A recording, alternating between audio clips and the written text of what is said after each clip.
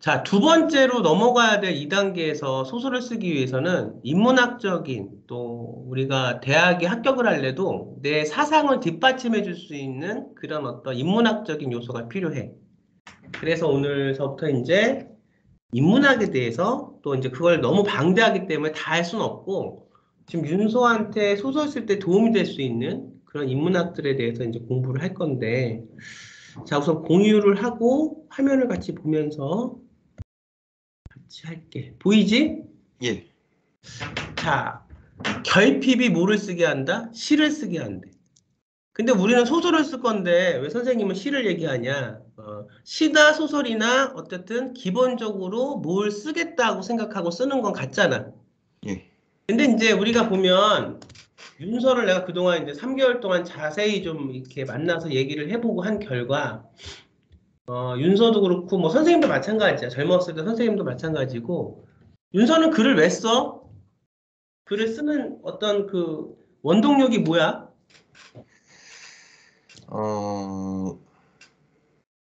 뭔가 제 이야기를 다른 사람들과 같이 공유하면서 같이 좀 서로 이렇게 상생하는 그런 좀 시너지를 만들고 싶습니다. 너무 좋은데 그렇게 되려면 정말로 글을 많이 써보고 너무 이제 실패도 많이 해보고 이제 이러면서 이제 되겠지. 난 젊었을 때 결핍이 있기 때문에 시를 썼고 글을 썼어. 왜냐하면 이제 당장 내가 내 마음속에 있는 것들을 끄집어내서 막 이렇게 하고 싶어도 그렇게 현실적으로 될 수 있는 마치 아까 전 시간에 얘기했던 오리배처럼 내 한계가 너무 많기 때문에 젊다는 것도 한계였고 세상을 잘 모른다는 것도 한계였고 그만큼 세상을 잘 모르기 때문에 그 주인공 돈키호테 같은 주인공처럼 이상도 많았고 젊었을 때 그러다 보니까 내 안에 주체할 수 없는 것들이 많이 있어서 그걸 표현하고 싶었어. 아마 윤수와 나는 비슷했을 거야. 그렇지? 그래서 이제 우리는 결핍에 대한 얘기를 하면서 요 이제 그 강좌의 주제는 결핍이 어떻게 충만으로 채워지고 이 충만이 어떻게 타인과의 어떤 이해와 소통으로 채워지고 이것이 성장해 가는지 그거에 대해서 이제 우리가 좀 인문학적으로 바라볼 거야. 자, 인간이란 무엇인가? 칸트 알지? 예.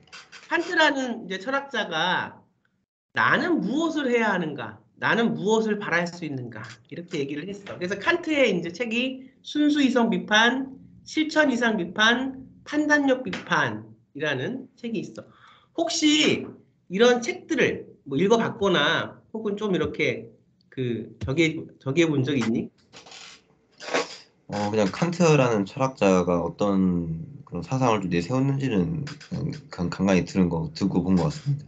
근데 우리가 뭐 칸트를 잘 분석하고 이해하는 건 사실 우리의 일이 창작하는 사람들에게 칸트란 무엇이고 칸트는 뭐 누구인가를 이거 학자들이 찾는 거고 우리는 뭐 이렇게 칸트에 대해서 그렇지만 이제 그 사람이 나는 무엇을 할 수 있냐 이것에 대해서 질문했다는 것은 우리한테 좀 큰 의미가 있어. 윤서는 뭘 할 수 있나?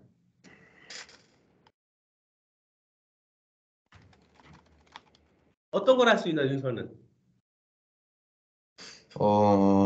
잘 모르겠습니다. 우리는 그 잘 모르는 과정을 찾아가는 존재들이지. 인생이 무엇이냐고 물어보면 뭐라고 답할 거야? 잘 모르겠어. 그치? 항상 예. 오리배 같기도 하고 항상 그래. 자, 그래서 보면 자, 여기서 이런 말이 있어. 해겔은 의식이 존재를 결정한다. 뭐가? 의식이. 그러면 이게 무슨 말이야? 의식이 존재를 결정한다는 얘기는 내 생각이 나를 결정한다는 거야. 자, 나는 나무야. 나무면 내가 날 나무라고 생각하면 난 어떤 존재야? 나무가 됩니다. 나무야. 자, 내가 아빠라고 생각하면 난 어떤 존재야? 그 아버지가 됩니다. 그렇지. 그런데 중요한 게 있어. 나는 어떤 아버지, 나는 어떤 나무. 내가 생각하는 의식에 따라서 그 의식은 결국 내가 살아온 경험이야. 세월이야. 아까 우리 윤서가 글로 쓰고자 한 어떤 그런 시간들이 모여서 내가 되는 거지.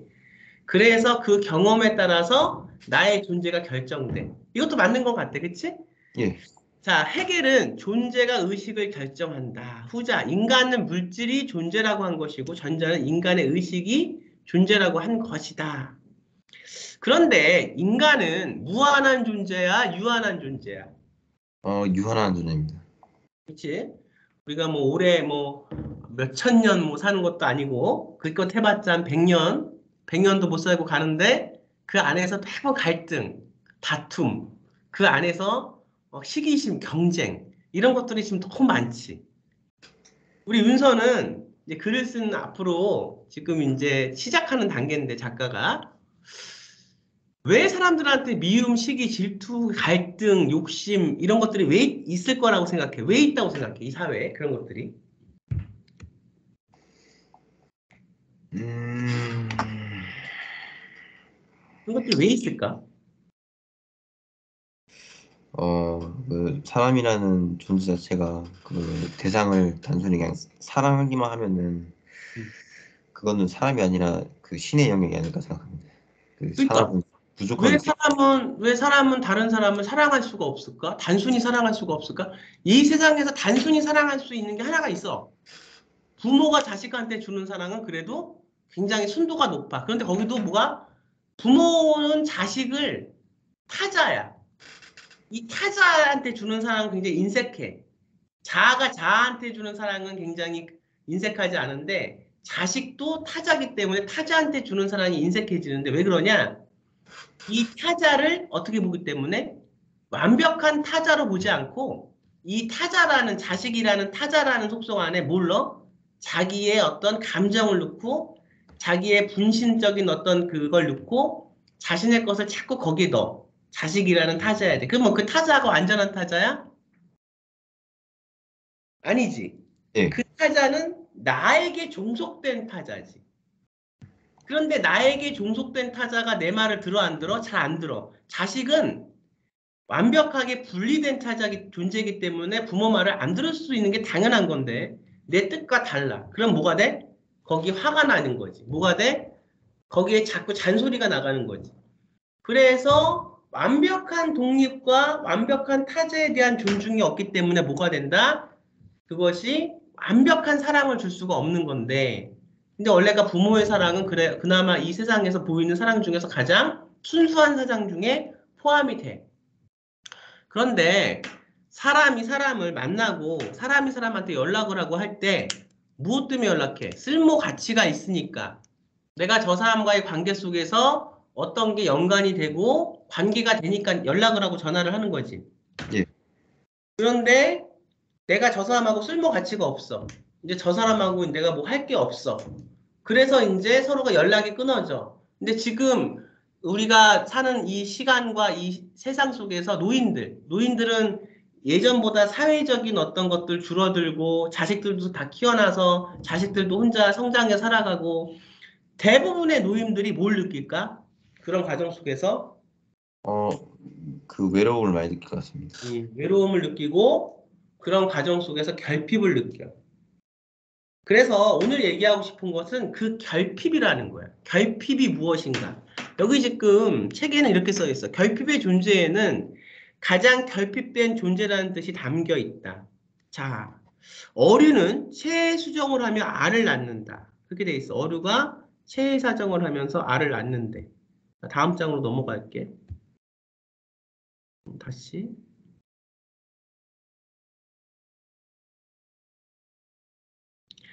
알은 일정 시간이 되면 대부분 어미의 도움 없이 저절로 부화된다. 부화된 새끼들은 많은 경우 금방 생존 활동을 시작한다. 이건 뭐야?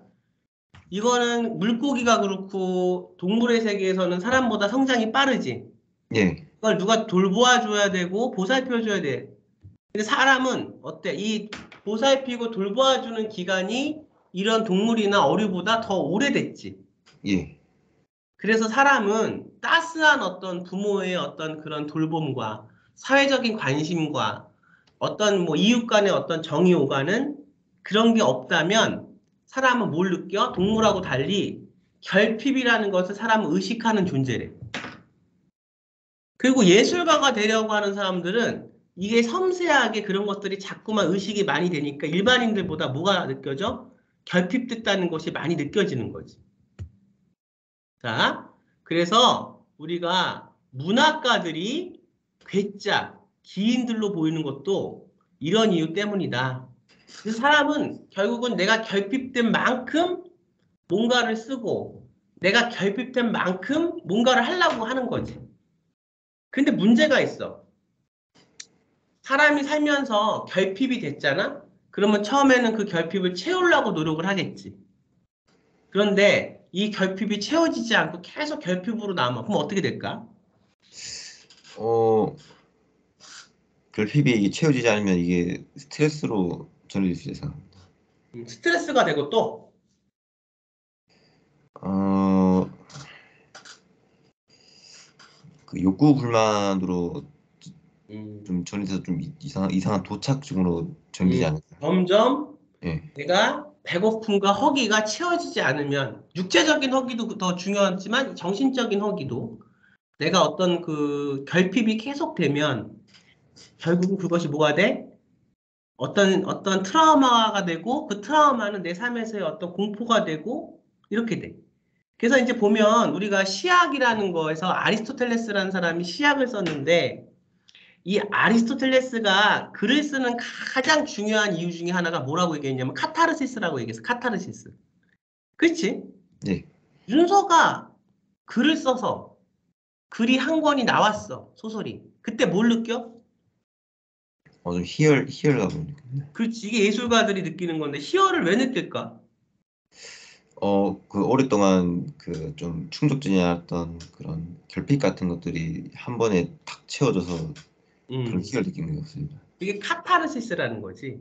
예, 근데 이것을 카타르시스라는 말을 다른 말로 하면 배설이라는 말도 포함이 되는데 이 배설이라는 것은 단순히 내가 안에 쌓아놨던 것들을 그냥 배설하는 걸 수 있어. 다시 말하면 내 안에 원망, 내 안에 어떤 욕, 내 안에 어떤 그 두려움 이런 것들을 그냥 배설하는 사람도 있고 근데 예술가는 내 안에 두려움과 공포를 잘 길러서 잘 그 공포들을 잘 본인이 컨트롤해서 그 작품이 나왔을 때 그것은 세상의 또 다른 의미, 그냥 나의 어떤 불평과 불만과 내 삶 왜 그런가 이게 아니라 그 배설됐을 때 또 다른 의미가 세상에 의미가 있는 게 된다면 정말 예술가로서 더 바랄 나위가 없겠지.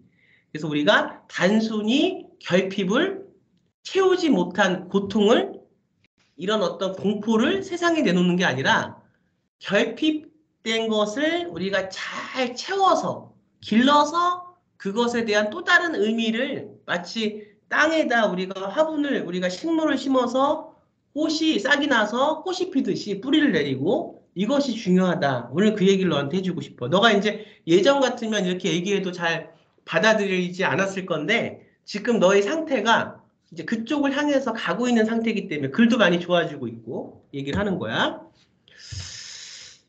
그런데 우리가 참 삶에서 인간이 어쩔 수 없는 게 있어. 그게 뭘까? 그 필멸성이라 생각합니다. 어떤 거? 언젠가는 사람이 죽는다는 걸 그렇지. 공포. 죽음의 공포. 나는 요즘에 모르겠어. 이제 요즘에 보면 나는 사실은 그렇게 열심히 그렇게 해왔는데 이 세상이 좀 나하고는 많이 달랐다. 이런 생각도 많이 들고 요즘에 또 내 나이대가 조금 한 번 그래도 이제는 한 번 정도는 되돌아볼 나이대인 것도 같고 그렇긴 한데 사람들은 죽음을 굉장히 두려워하는 사람들도 있고 또 이제 그 우리가 천명관 그 시인 같은 경우는 세상을 와서 내가 죽은 것을 하나의 단순히가 소풍 왔다 이렇게 생각하는 사람도 있고 그 다음에 이제 종교적인 어떤 입장에서 보면 기독교인들은 사실은 죽은 다음에 또 다른 세상이 있다고 생각하고 그 세상이 천국이라고 생각을 하고 다 다르지. 근데 예, 윤수한테 있어서의 죽음은 어떤 의미야?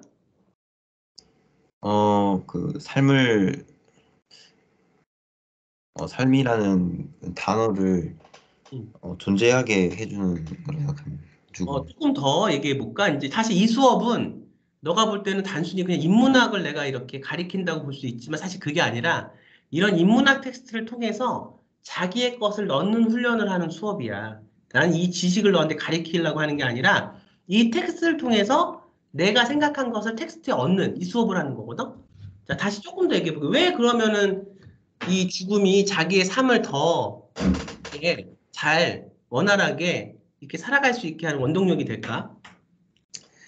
어, 저도 그 책에서 봤었는데, 그, 그, 드라큘라가는 이제 좀 영생을 하지 않습니까? 그래서 응, 드라큘라가, 드라큘라는 이제 어차피 뭘 해도 그냥 자기는 결국 죽지 않고 오래 살아있기 때문에 삶의 의욕이 없어지는데, 응, 우리 사람이 결국 이제 탄생과 죽음 사이에는 이제 삶이 있기 때문에, 응, 그래서 이 죽음이 있기 때문에 이 갈호가 쳐지면서 하나의 완전한 그게 되고, 그러면서 이제 우리가 언젠가는 이제 죽는다는 걸 알기 때문에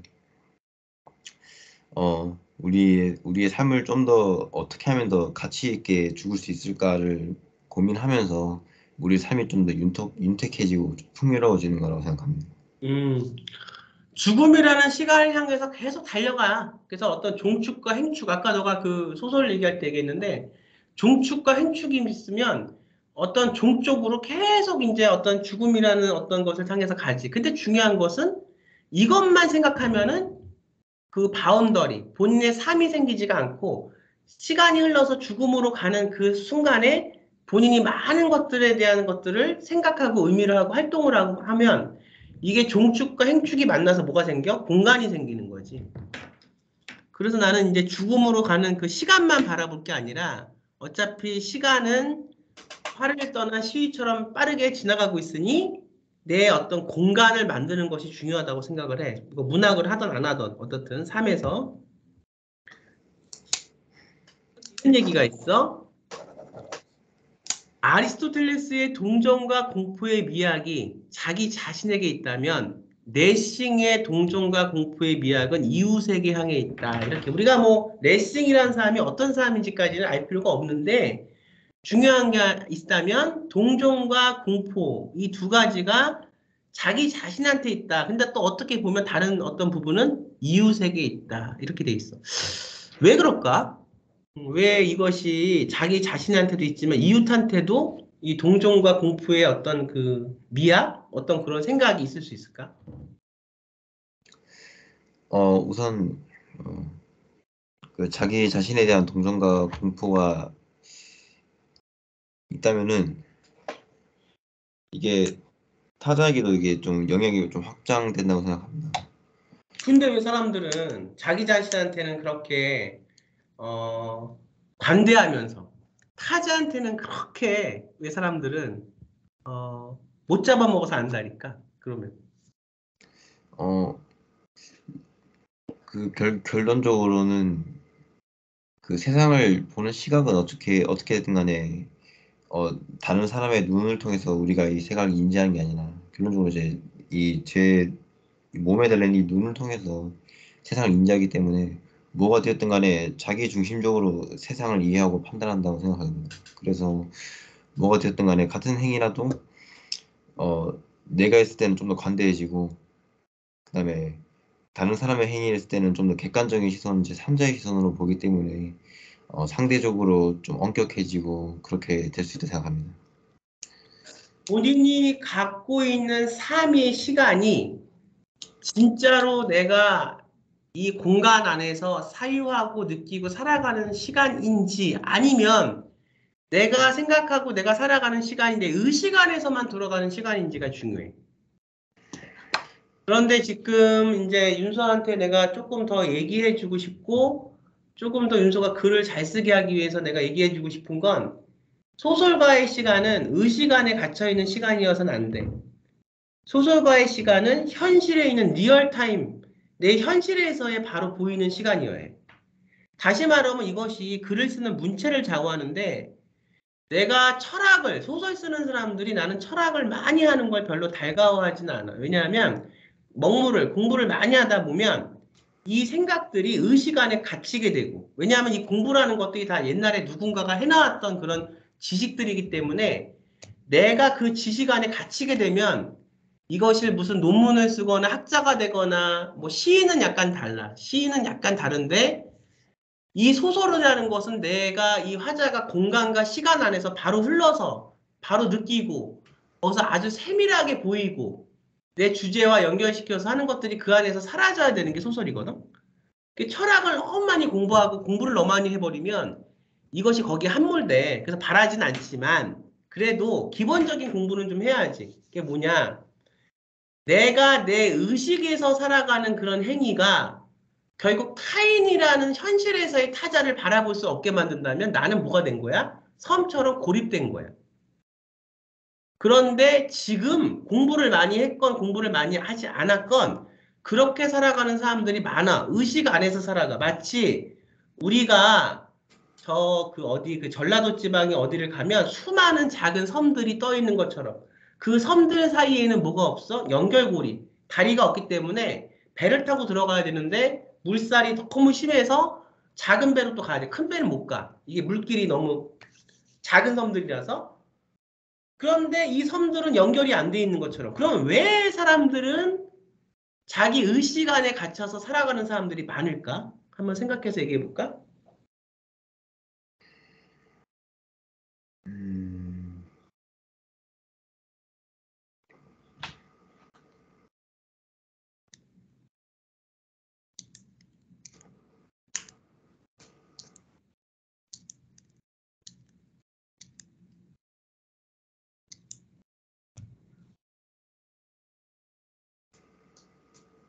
어떤 걸 받아들일 때 처음에 어떤 지식이 오거나 어떤 감정이 정서가 나한테 올 때 대부분 그것을 있는 그대로 받아들이질 않아. 그 뭘로서 받아들여? 그걸 우리가 받아들일 때?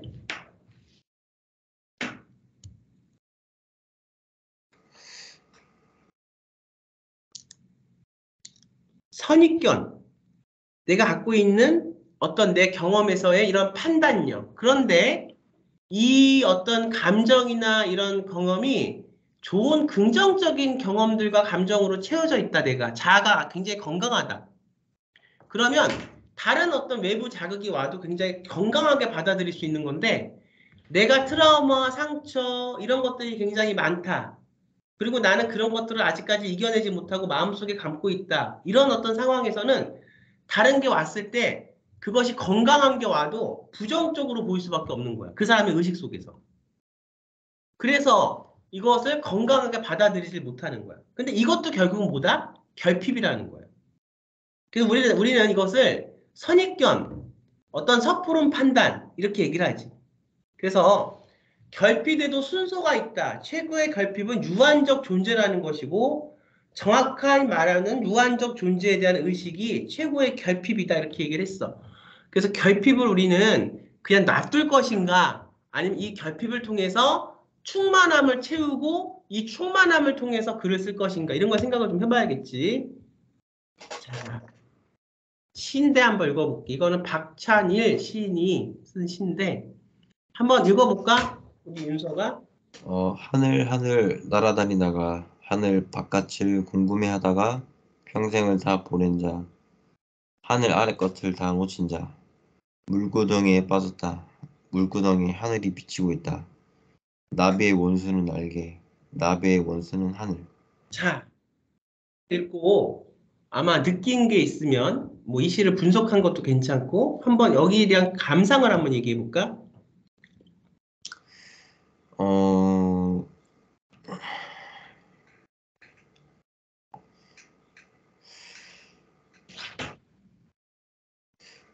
그, 여기서 이제 시선이 이제 나비를 향해 있는데, 음, 나비는 하늘을 그 하늘만 보면서 날아다니다 보니까 음, 그 하늘 아래는 어떤 것들이 있는지를 못 보고 그리고 그걸 음, 지나치고 이제 생을 보냈기 때문에 하늘 아래 것을 다 놓친 자라고 이렇게 지적을 하는 것 같고요. 음. 그 다음에 또 이제 물구덩이에 빠졌다, 물구덩이 하늘에 비치고 있다 여기서도 어,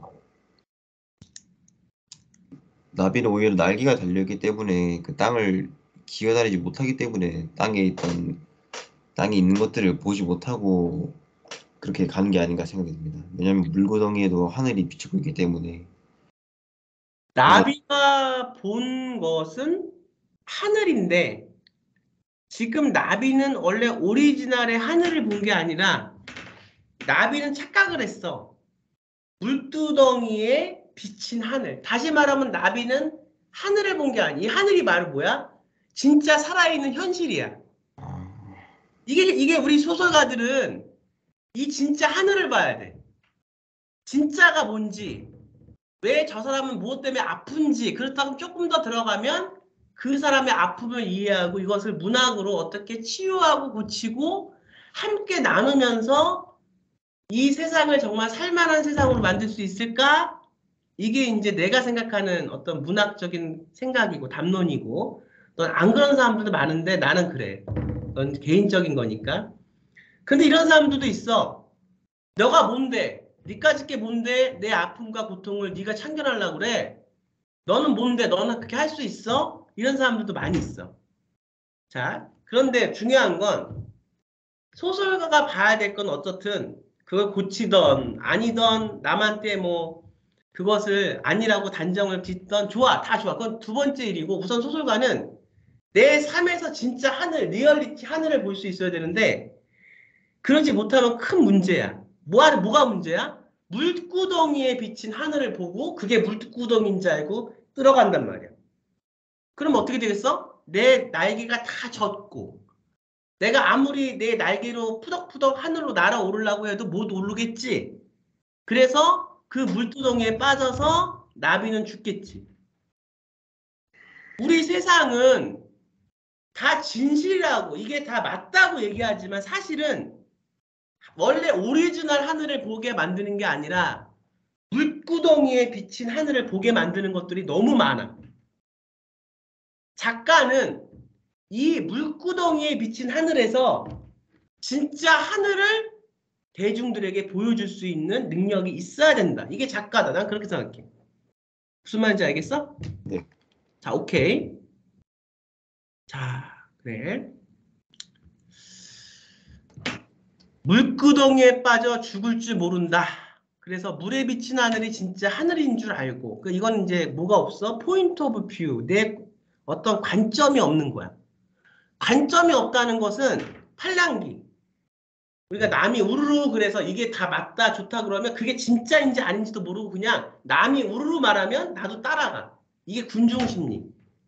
근데 우리는 그런 게 지금 너무 많아. 진짜가 가짜처럼 보이고 그래서 진짜가 오히려 가짜가 되고 가짜가 진짜가 되는 이런 어떤 형국이 너무 많이 일어나고 있다. 자, 다음에는 죽음의 시야. 이 죽음의 시인데 여기까지만 한번 읽어볼게. 자, 죽은 지 1년이 되었는데도 아무 일도 일어나지 않았다. 죽은 지 2년이 되었는데도 아무 일도 일어나지 않았대. 죽은 지 3년이 되었는데도 아무 일도 일어나지 않았대. 아무 일도 일어나지 않았고 죽은 지 4년, 아무 일도 5년, 죽은 지 6년이 되었는데도 아무 일도 일어나지 않았다. 죽은 지 7년이 돼도 아무 일도 일어나지 않았다. 나는 죽은 것이다. 이렇게 얘기하고 있어. 물론 시에는 나는이란 말은 없지만 죽은 것이다. 어떤 생각이 드는지 한번 얘기해 볼까?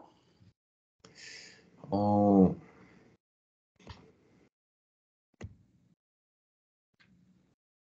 뭔가 죽음이라는 게 뭐 사람의 죽음이라는 게 엄청난 의미를 남겨야 한다는 건 아니지만은 결론적으로 죽는다는 것도 어떤 뭐 병에 걸려 죽든 뭐 사고로 죽든 간에 그 죽음이 어떤 의미를 의미로 어떤 도착을 해야 된다고 생각합니다. 죽음이. 어떤 의미로? 예를 들어서 좀 부조리하게 살았던 사람이 그 죽으면은 이제 그런 좀 권선징악의 그런 식으로의 의미가 남을 수 있고, 그다음에 또 내 삶에 있어서 죽음이 어떤 의미가 있는지를 그거를 좀 살아가면서 그걸 가치를 좀 만들어가는 생각해야 됩니다. 우리는 눈을 뜨고 세상을 보고 있지만 내가 정말 이게 오리지널티 하늘이라고 보고 있지만 사실은 그게 웅덩이에 비친 하늘일 때가 굉장히 많아. 그럼 작가는 무엇을 봐야 되는가? 작가가 봐야 될 건 무엇인가? 작가가 들어야 될 건 무엇인가가 중요하지. 우리가 진짜 무엇을 봐야 될까? 근데 중요한 게 뭐냐면 기독교에서는 어떻게 얘기하냐? 내가 죽었고 나서 이 죽는 거라는 것은 몸이 죽는 거가 아니라 내 어떤 갖고 있는 5만 가지의 잘못된 가치관들, 이 세상에서 나한테 강요했던 여러 어떤 패러다임들, 이런 것에서부터 자유롭게 이걸 죽는다고 다 내려놓는다고 얘기를 하거든. 그런 걸 다 없애고 나서 내가 새롭게 태어날 수 있다. 이제 기독교적인 걸로 가면 그게 뭐 하나님을 믿어서 이렇게 되지만 우선 내가 너한테 문학을 가리키면서 기독교적인 텍스트를 내가 읽힐 수는 있지만 절대로 너한테 내가 하나님을 강요할 생각은 없어. 그거는 종교는 자기가 자유로 하는 거고 만일 정말 하나님의 어떤 은사나 이런 것을 선택을 받으면 너가 기독교인이 되는 거야. 절대로 인간의 입으로 누군가한테 종교를 강요하는 건 아니라고 생각해 나는. 정말 하나님의 은사가 있으면 내가 그렇게 너한테 이거를 뭐 전도를 하거나 그러지 않아도 이미 기독교인이 되는 거야. 그러니까 잘 생각하고 난 너 지금 전도하려고 생각해서 이걸 하는 게 아니야. 이 텍스트가 서양 문학은 다 기독교적인 어떤 근간에서 오기 때문에 기독교를 얘기하는 거야. 그래서 보면 이 시인은 이제 기독교를 믿은 시인인데 7년이라는 것은 일곱째 날을 얘기를 한 거고 이렇게 그 다음에 여기서의 죽음이라는 것은 진정한 내 자신을 찾아가는 죽음이다. 이렇게 보면 될 것 같아. 이건 뭐 너무 종교적으로 들어가지 않아도. 자, 그 다음에 이웃이 불행하면 나는 행복한가? 어떻게 생각해? 그 이웃이 행복하면 같이 행복하고 이웃이 불행하면 같이 불행해지는 것 같습니다. 실제 그래?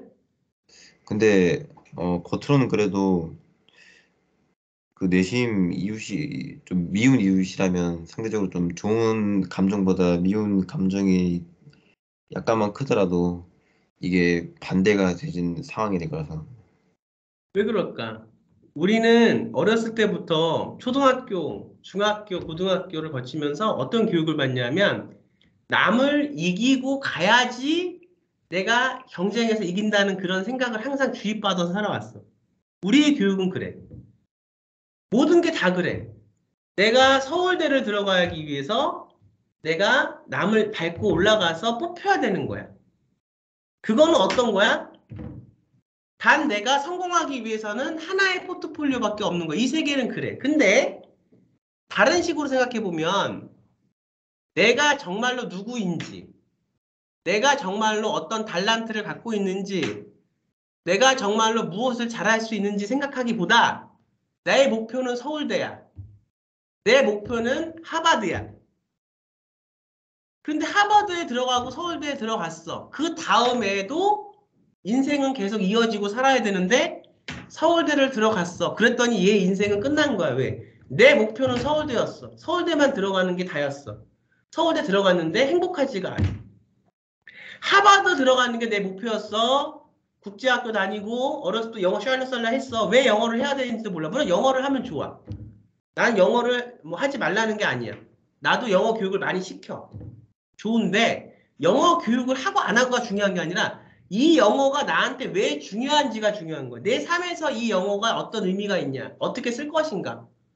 내가 왜 국제학교에 들어가서 싱가포르로 유학을 가서 싱가포르에 있는 대학을 다니는 게 내 삶에서의 어떤 이유 때문에 이런 게 중요한지 요즘 사람들은 그런 거 없이 그냥 무조건 돈 많으면은 돈 좀 있으면 국제학교 있으면은 뭐 좀 다 해서 무슨 뭐 이렇게 돼.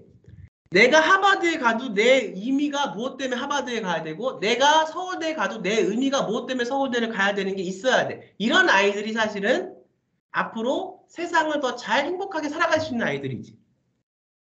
그러면 얘들의 어떤 그 자아나 이런 거 굉장히 건강하기 때문에 목표가 있어서 서울대를 가서 이거는 하나의 수단이고 더 많은 걸 해서 사람들한테 도움이 되기 위해 살아간다는 거지. 그런데 그런 게 없이 그냥 서울대 가야 돼, 하버드 가야 돼 이렇게 살아온 아이들은 그냥 뭐야? 나의 행복도 모르겠고 나의 행복도 모르겠으니까 타인의 행복도 모르겠다는 거지. 그래서 그것이 바로 이웃이 불행하면 나는 행복하다는 얘기야. 공감하지? 우리가 이렇게 살아왔지? 여태까지 살면서. 다 남을 이겨야 되고 그렇게 살아왔어. 자, 그래서 이 시인은 나의 불행, 이웃의 불행이 시를 쓰게 한다. 이렇게 얘기했어. 하지만 나는 그렇게 생각하지 않아. 저기서 이제 한 단계만 더 나가볼게. 이것은 이제 충분히 우리가 했고. 자, 보면 레비나스라는 사람이 있어. 레비나스라는 사람이 이제 존재의 타자와 탈존의 형이상학이라는 책을 쓴 사람인데 타자성의 철학적 사유, 시간의 이미지. 그 여기서 이제 너가 지금 머릿속에 생각하는 그 시간과 공간이 나와. 근데 내가 참 재밌는 거는 너가 그 오리배라는 소설을 나한테 아침에 보냈잖아. 예, 근데 난 사실 읽어보지 않았어. 그 아침에 수업이 또 있었어. 이 전에 수업이 한 타임이 더 있거든. 예. 8시 반부터 시작하는 수업이. 근데 이거를 내가 준비를 한 게 그 수업이 끝나고 부랴부랴 내가 준비를 해서 이제 사진을 찍었어. 너가 오늘 책이 없다 그래서. 그러고 나서 그 오리배를 내가 수업 시간에 지금 방금 저번 수업 시간에 너랑 같이 읽었는데 너가 지금 생각하는 게 윤서가 시간과 공간을 생각하더라고. 그래서 이게 참 재밌는 거야. 그래서 오늘 요걸 다 할 수는 없고 요거 한 장만 더 보고 이제 우선 너의 생각을 키워가야 되니까 자 타자성에 대해서 이제 생각을 해봐야 돼. 그래서 우리가 글을 쓸 때는 첫 번째 내 자신을 완전히 비워내고 내가 누구인지를 완전히 깨닫고 나서 그 다음에 글을 쓰는 게 중요해. 그 다음에 글을 쓸 때 두 번째는 뭐가 나가냐?